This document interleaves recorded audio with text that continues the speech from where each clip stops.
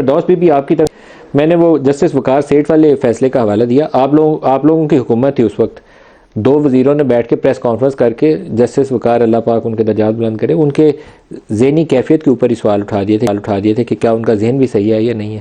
پاکستان میں ہر دور میں, یہ راجہ صاحب نے صحیح کہا کہ کوئی نہ کوئی سیاسی جماعت اس سسٹم کی بینیفیشری ہوتی ہے جو مینپولیشن کرتا ہے.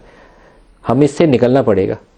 قوم یہ سمجھتی ہے عدلیہ ہے, تو عدلیہ کے اندر جو ایک ڈرائی کلین مشین لگنی بہت ضروری ہے, کیونکہ میرے ستائے, آپ کے ستائے, جتنے وکٹمز ہیں ان کی آخری ہوپ جو ہے وہ عدالتیں ہیں.